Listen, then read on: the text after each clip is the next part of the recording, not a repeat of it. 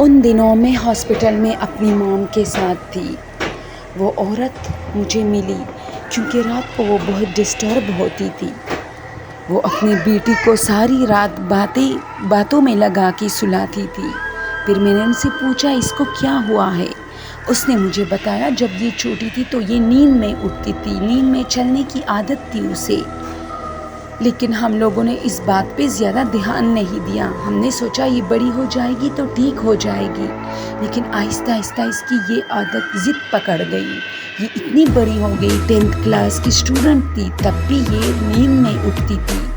ایک دن میرے اوزان خطا ہو گئے جب اس نے مجھے کہا کہ میرے جیسی لڑکی آتی ہے، مجھ سے بات کرتی ہے۔ میں نے اس کو سمجھایا کہ ایسا کچھ نہیں ہے، اور ایک دن میں نے اس کو ایک ویران کمرے میں پایا۔ اس کمرے میں ہم لوگ زیادہ نہیں جاتے تھے۔ میں نے اس کو سمجھایا کہ رات کو ایسی جگہوں پہ نہیں آتے، لیکن اس نے مجھے بتایا کہ امی وہ مجھے بلاتی ہے ایسی جگہوں پہ۔ پھر میں نے اس بات کو اگنور کیا۔ جب مجھے اس بات کا بخوبی اندازہ ہو گیا کہ اب یہ کافی زیادہ بیمار ہے، میں نے اس کو ہاسپٹل میں داخل کرایا۔ پھر ایک دن اس کی سسٹر کی کال آئی اور اس نے مجھے کہا کہ آپ کی پیشنٹ کافی سیریس ہے۔ جب میں آئی تو اس نے مجھے بتایا رات کو یہ کسی سے بات کرتی ہے۔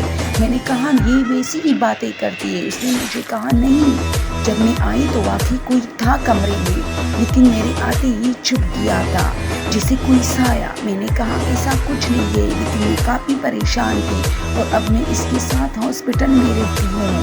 ہاسپٹل میں اس کی پوری زندگی ہے۔ جب یہ گھر جاتی ہے تو اور بھی زیادہ یہ حرکتیں خطرناک حد تک کرتی ہے۔ اسی وجہ سے میری زیادہ تر زندگی ہاسپٹل میں گزری۔ یہاں ہم اس کو نشہ وغیرہ دے کے سلاتے ہیں۔ یہ ہمیشہ ویران جگہوں کی طرف زیادہ جاتی ہے۔ میں کافی پریشان تھی اس لڑکی کی باتیں سن کے۔ وہ کافی بیمار تھی اور کمزور تھی، اور اس کے بعد جب میں گھر آئی تو مجھے پتہ نہیں چلا کہ اس کے ساتھ آگے کیا ہوا تھا۔ دوستوں یہ چھوٹے چھوٹے واقعات کافی ڈراؤنے اور ہارر ہوتے ہیں۔ اگر آپ لوگوں کو سٹوریز پسند ہو تو پلیز چینل کو سبسکرائب کیجیے۔